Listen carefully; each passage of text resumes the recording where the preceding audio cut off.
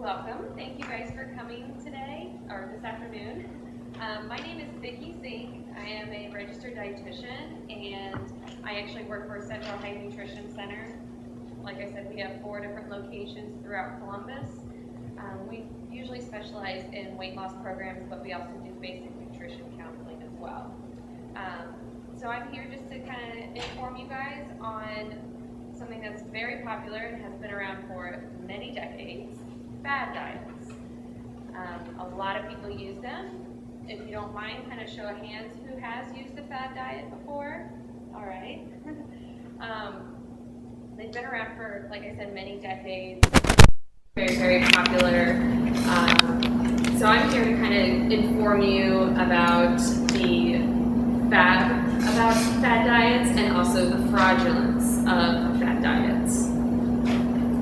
So what we're going to discuss today is pretty much what is a fad diet, what kind of promises and claims do fad diets present, essentially like what makes them fad diets, and then we're going to kind of go through memory lane and kind of go through some fad diets that have been around and have almost repeated themselves through the decades. And then we're going to get the truth. What really works when it comes to weight loss? And then we're going to kind of go over what's the difference between a diet and a lifestyle change. So there have been, tons and tons of fad diets out there. You can see them on magazines, in the tabloids, TV commercials, even in the vitamin and mineral sections. You'll see a lot of the fad diets. On the PowerPoint is, Atkins, South Beach, blood type fad diets. Paleo is a new one that's kind of out right now. I even heard a really, really crazy one, the cotton ball diet, where you take cotton balls and you soak them in different juices and you eat the cotton ball. Yes, that's probably the craziest up-and-coming fad diet that I've heard recently. So they're all over the place. So how do you sort through all these different fad diets? What really works? Why do they both work? And are they healthy? So the true definition of a fad diet, I have 2 here from Webster, is any reducing diet that enjoys popularity. So any up-and-coming popular diet is essentially a fad diet. According to the Modern Medicine Dictionary, very similar, it's a weight reduction diet that eliminates one or more of the essential food groups. So your starches, fruit, vegetables, protein, any of those type of fad diets that say, oh, you can't eat starches or you can't eat protein, those typically tend to be fad diets. So the promises and claims of fad diets. How you can kind of determine if it's a fad diet is if it promises a quick fix. Lose 20 pounds in 2 weeks. 2 weeks, you're going to lose 20 pounds. That's a pretty quick fix. Usually they say about 1 to 2 pounds per week is the slow, safe way to lose weight. So any of those type of diets that are like, get it done right now, probably a fad diet. Of course, that sounds too good to be true, which is another claim. If it sounds, well, this sounds like a miracle pill, or this sounds like a miracle diet or miracle food, it's probably a fad diet. Unfortunately, there is no miracle food or miracle drug to take to help lose weight. So if it sounds too good to be true, it probably is. Oversimplifies complex research.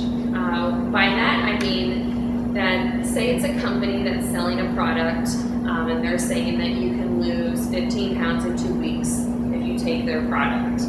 If you kind of do a little bit more research and you go on their website and they present, oh, well, look, we did a research study with the medication or with the product with these participants, and they say they lost this amount of weight, so on and so forth, essentially saying their product is legit.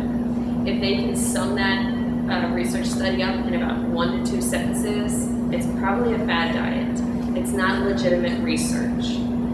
Really complex research studies take a whole paragraph to kind of explain why it did work and what they actually did.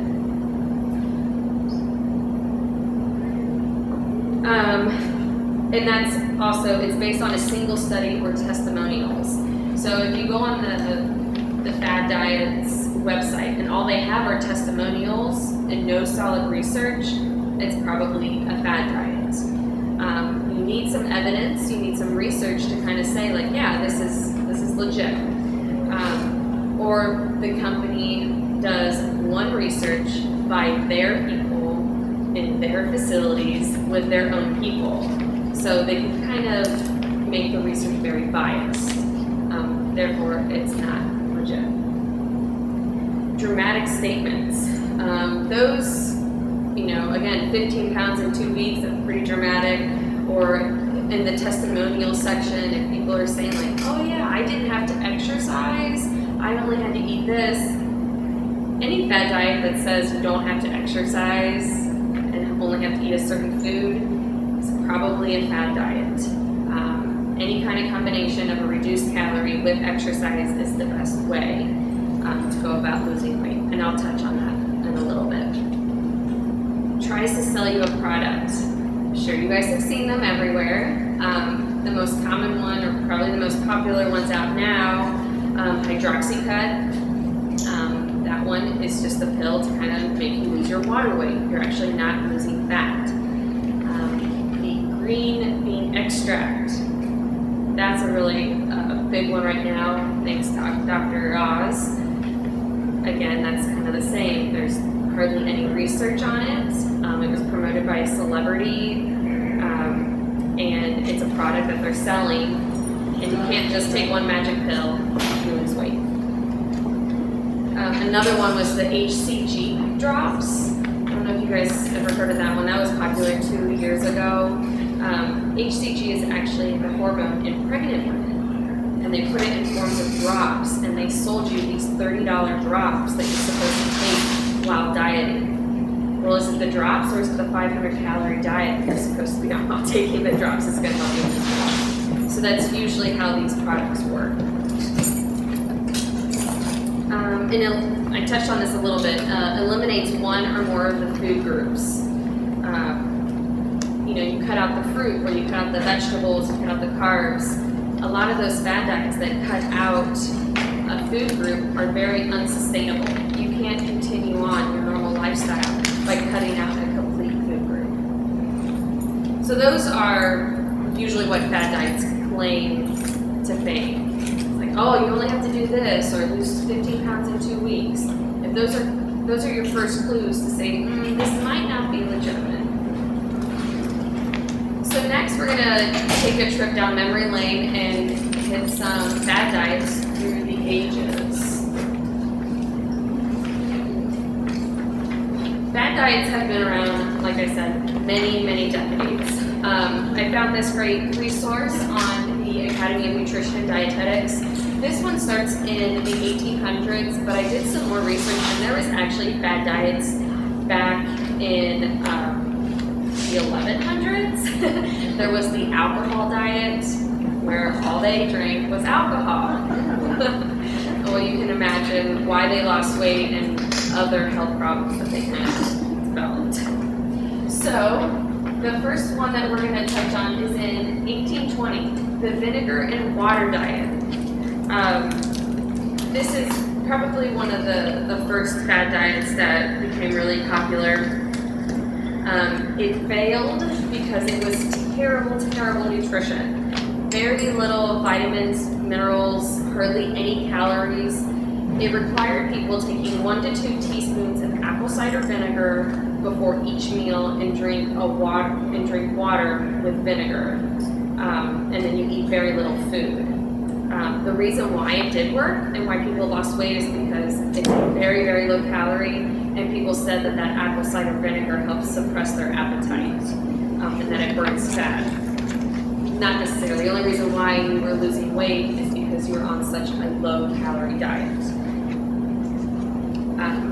the other reasons why it failed is that if people did not dilute the vinegar properly, it could cause damage to the stomach and the esophagus and other internal organs. So that's why it was also very harmful.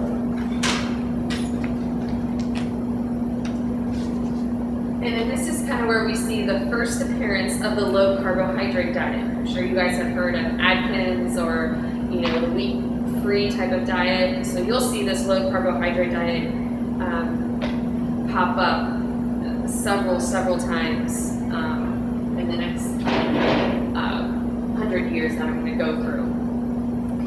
So this was made popular by Jean Brulé-Savarin. I don't know how to say it, it's some French guy. He thought that by the increased consumption of carbohydrates, it caused obesity. So he promoted this high protein diet and low carbohydrate diet. Essentially, it was effective because along with the low carbohydrate diet, they were eating less processed foods, which were lower calories. So again, it was a lower calorie diet, and that's why it worked. In 1830, Sylvester Graham came around and he developed a diet that was meat-free, is very bland, and it required the use of gram flour. Now, this diet is actually still, the diet itself is not around, but a result of his diet is around, and you might consume it often. It's the graham cracker. So Sylvester Graham developed this very bland, meat-free diet that used graham crackers.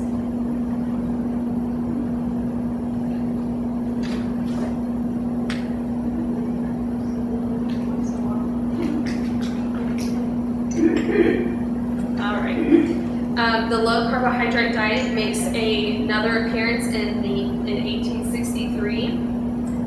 This one, again, avoiding bread, skim milk, avoiding bread, milk, starch, beer, butter, mostly meats, greens, fruits, and dry wine. And it had you eating 4 times a day, small meals, again, reduced calorie. So that's why this diet worked.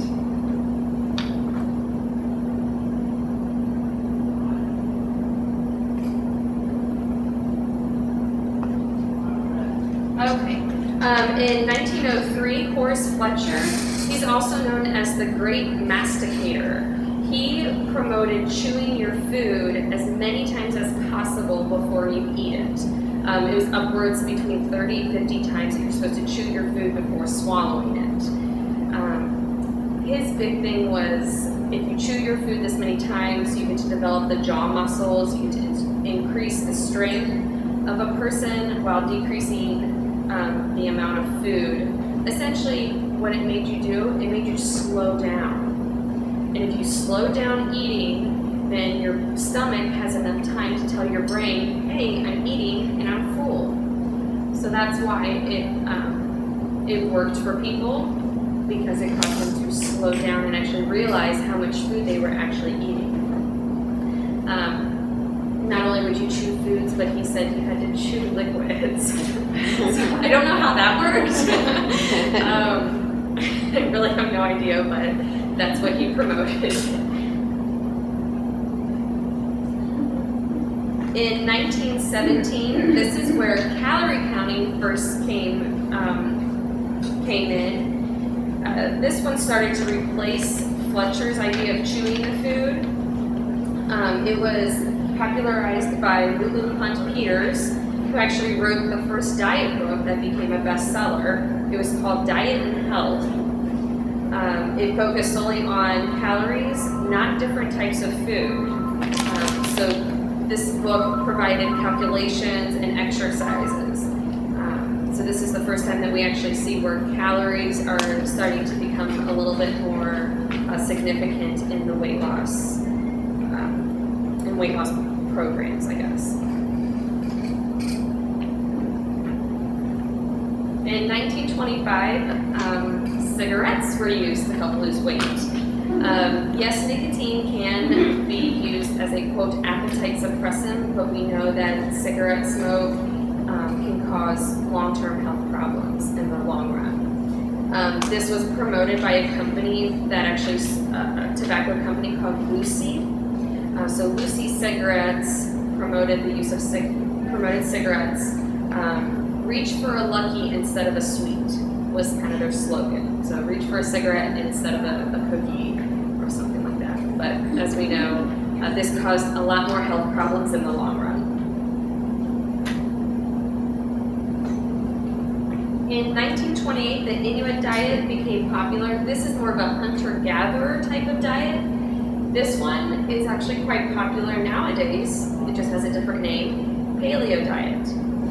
So it's that caveman type of diet where you're eating a lot of raw foods, roots, non-processed foods, anything that can be gathered, hunted, or fished.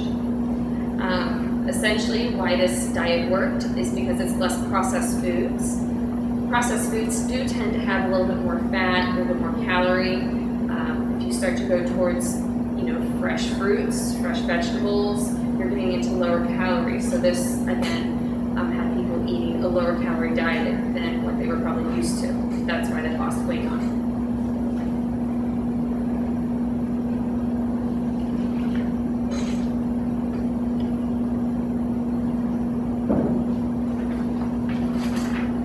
In 1930, there were two popular diets that came out. The first one was the hay diet. This one was based off of acidic foods and basic foods, and that they could not be eaten together at the same meal.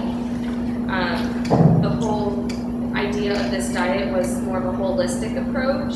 So if you were to eat a acidic food, such as they said proteins, which is proteins are not really acidic, but this is what Mr. Hay kind of said. So proteins mixed with fruit and vegetables, which they said were basic, would cause damage to the inside of the body. So you had to eat them separate. And the idea of eating them separate would internally heal your body and help you lose weight. I don't know why people thought that worked, but it could have been that they were eating smaller meals throughout the day, so they weren't as hungry, so they weren't eating large amounts at one time. That's the only thing I can think of why this fad diet worked to help people lose weight, is that they were eating lower calories overall. And then we also see the first liquid diet come out by Dr. Stolz. It was a teaspoon of milk, chocolate, starch, whole wheat, and bran mixed together in 1 cup of water, and you would drink it at breakfast and lunch. Essentially, this worked because it was calorie control, it was portion control. Instead of eating your usual breads and high-fat meats at breakfast and then a larger lunch, you're cutting the calories drastically.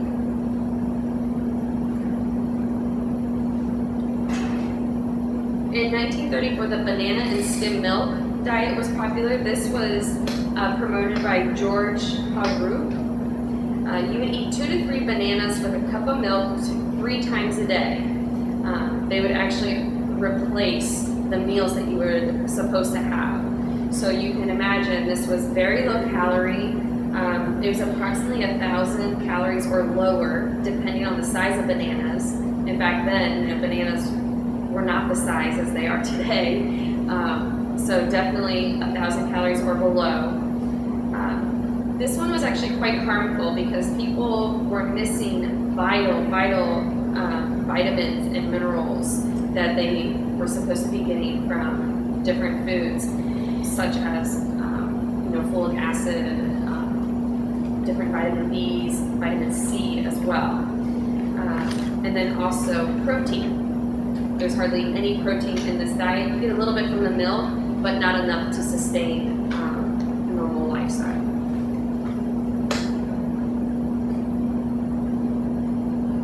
Cabbage soup diet. This one you guys have probably heard of. This has made several appearances. The cabbage soup diet is a 7-day diet where you rotate cabbage soup, fruit, and potatoes and milk. They say it's supposed to be used for short-term weight loss, So you're not supposed to go over 7 days, but it turns out more and more people were using it for longer than 7 days. Come to find out, being on a cabbage soup diet solely is not sustainable.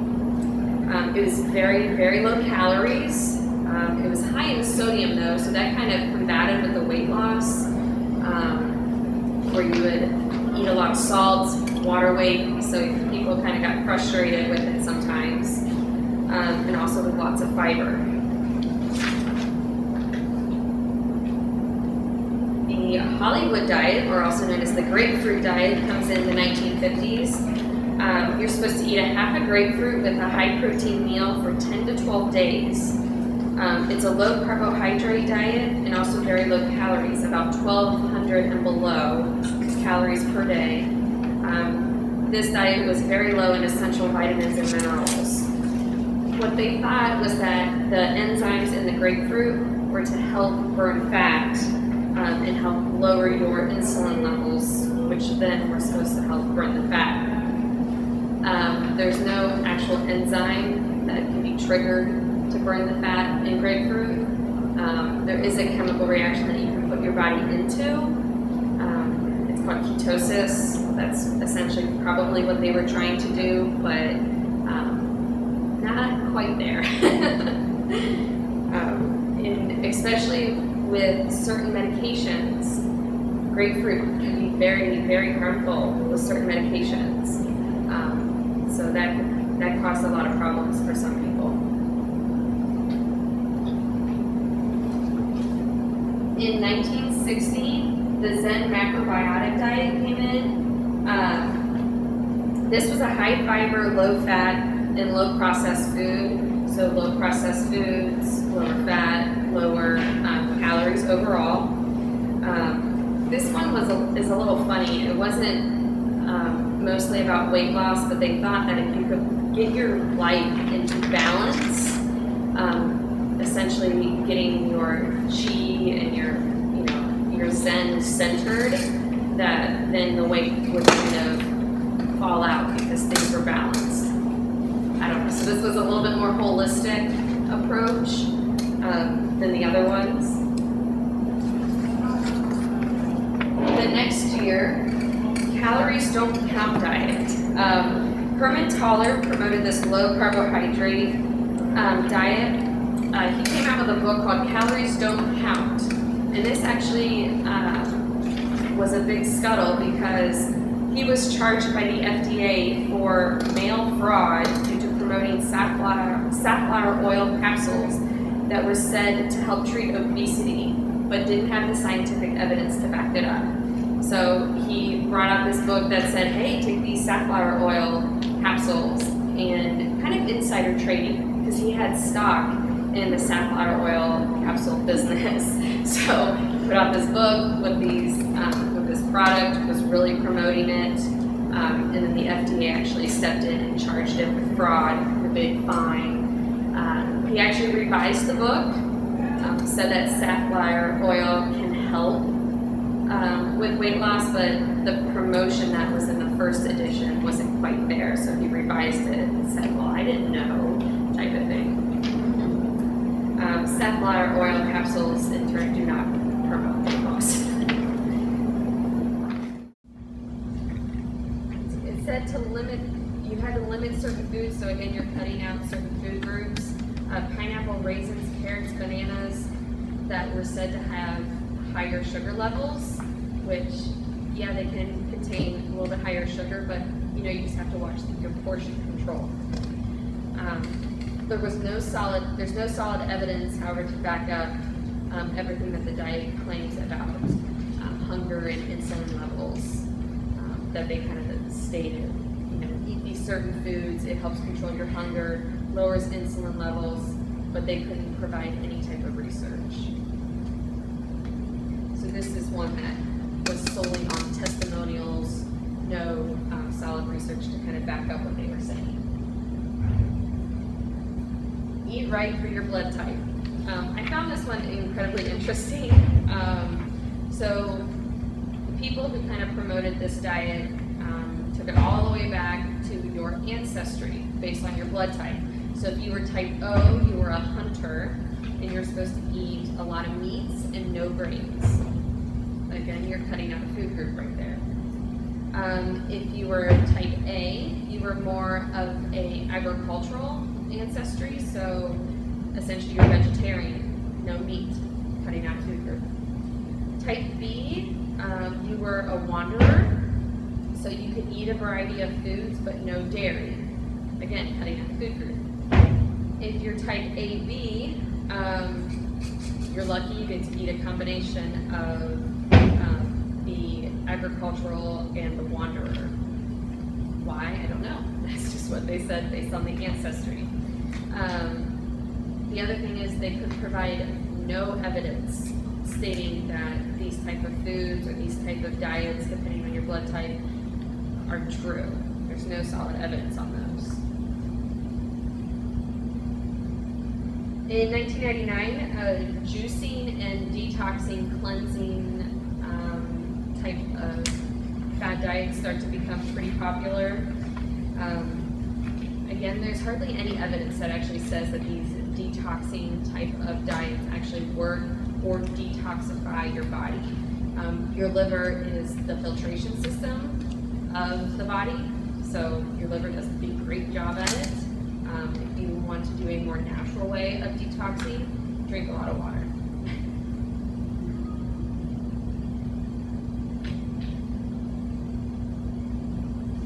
Raw food diet, this is very similar to the paleo diet. We've gone over that several times. High protein, low carb makes another appearance. Coconut diet, it was a 21-day plan, 3 phases. You consumed coconut oil throughout the day. Again, it's low calorie. No solid evidence that says that coconut oil can help burn fat or anything like that. The Cheaters diet. This was actually pretty popular because you only had to be on the diet for 5 days and then you could cheat on the weekends. The only problem was that people struggled to get back on the plan on Monday. So you would cheat Saturday, Sunday, and then Sunday turned into Monday, turned into Tuesday, and just kept going. So it was kind of difficult to actually stay on for long term.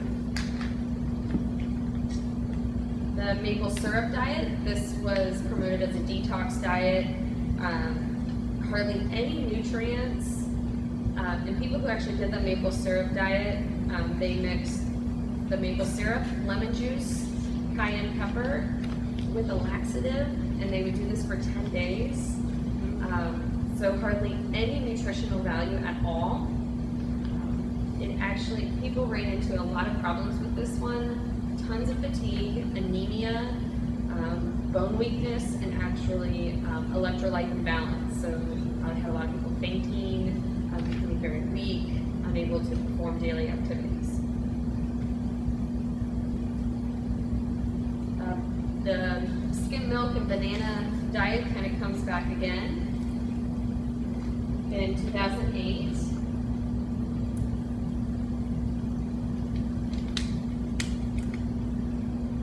In 2010, the baby food diet. I can't remember who promoted this one, if it was Beyonce or if it was Jennifer Aniston. I don't remember, but they ate 14 jars of baby food throughout the day, and then they were allowed 1 adult meal at night. So celebrity endorsement for this one, got people really involved. Baby food is made for babies. It's not proper nutrition for adults. And this also increased the risk of binging and snacking in between, binging at night, and also because of the baby food, it caused lots of side effects such as diarrhea. Not fun. And then this one is still popular. It's the wheat-free or the gluten-free diet. So no wheat, barley, rye, or oats. This one is very similar to the Atkins diet. So again, the Atkins diet comes into play here. So as you can see, as we went through, the last 100, 150 years of fad diets, they tend to repeat themselves. They kind of have a common theme: low nutrients, low vitamins and minerals, and a lot of them are, very low calorie and tend not to work. So what really works? It's all based on calories. Calories, calories, calories, calories. If you're looking to lose weight, go with a diet that is lower calories.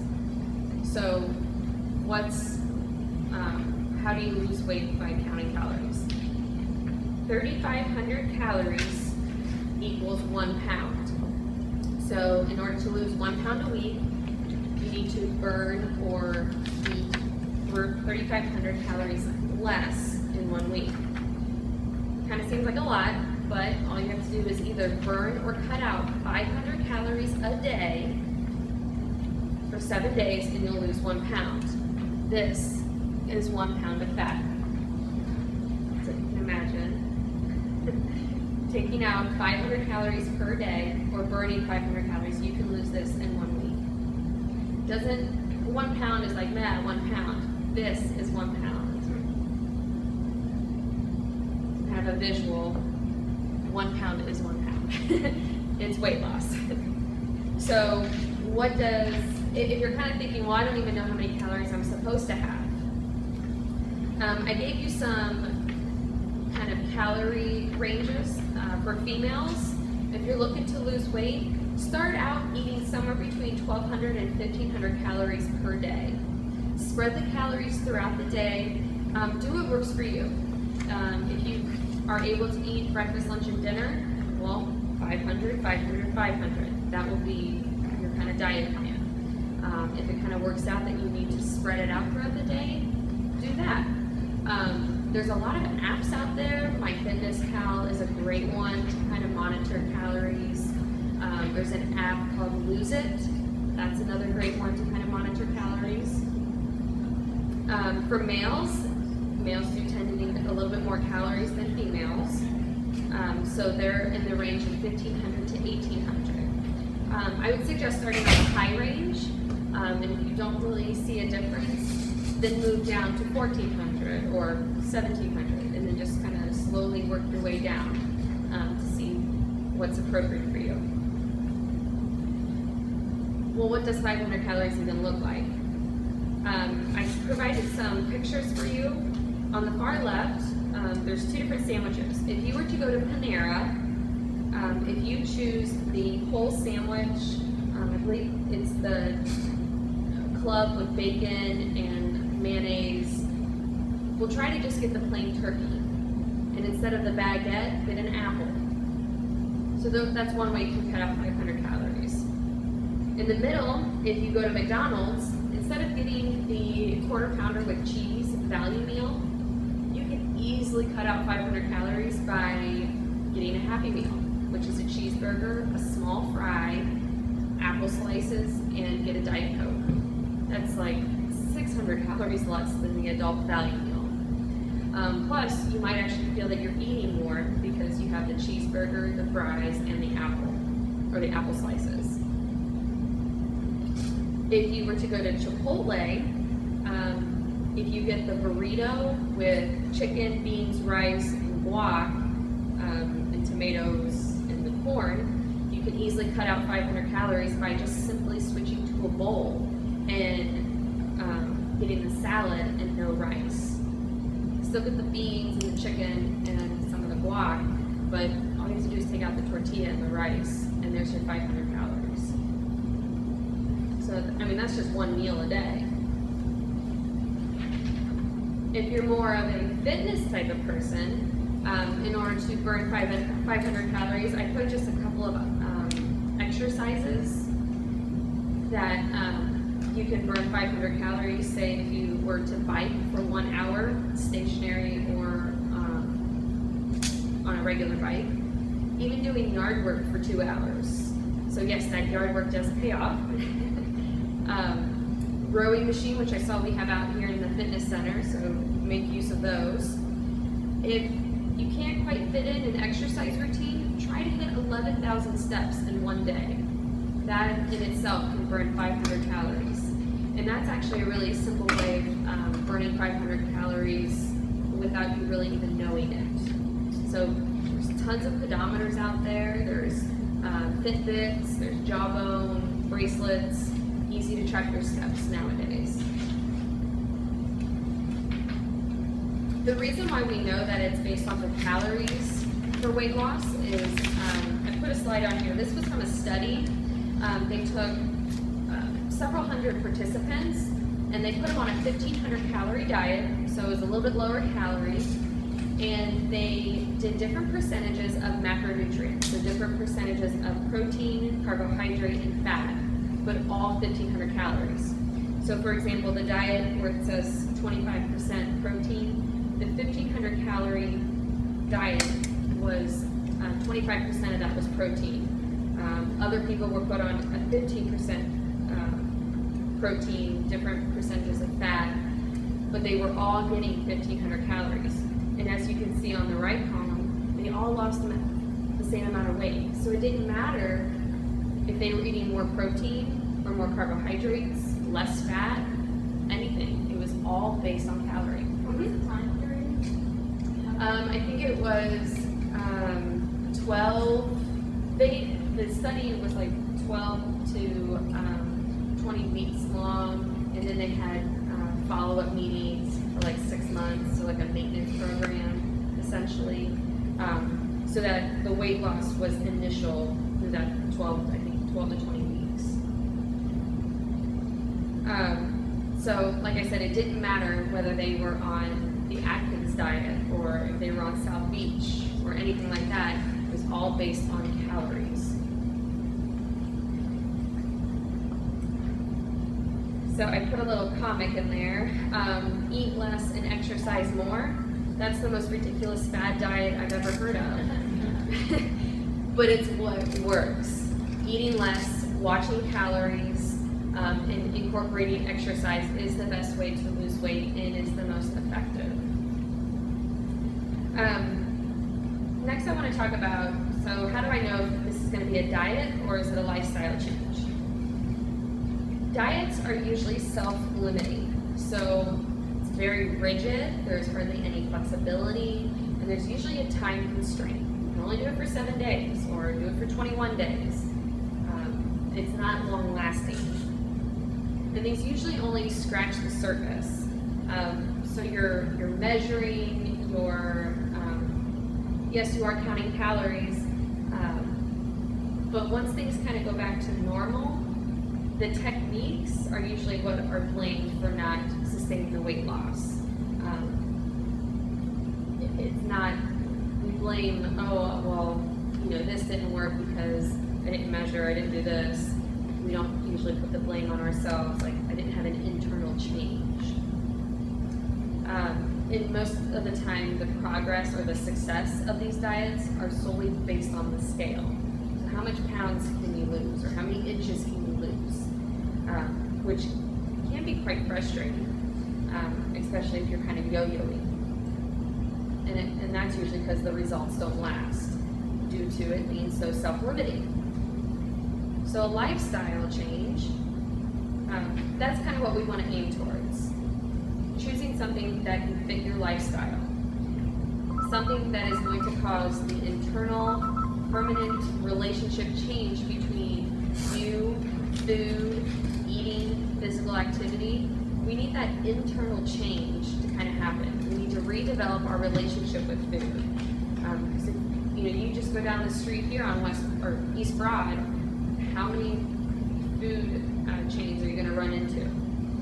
We need to have that internal change to kind of stop you from pulling in and just going through the drive-thru. Changing your idea about food. More of it, I need that to survive rather than I want that. And the progress and success of a lifestyle change is solely based on you. Numbers and inches, those are great, but overall it needs to be about you, how you feel. That's fine. And essentially it needs to improve your quality of life. So that's a little bit more based on health conditions as well. And lifestyle changes are usually longer lasting. So if you're kind of freaking out, don't worry, keep calm, ask a dietitian. There's a lot of resources out there that can help you. Sparkspeople.com is a good place to go for blogging purposes, to kind of talk to people who are going through it, weight loss programs and so forth.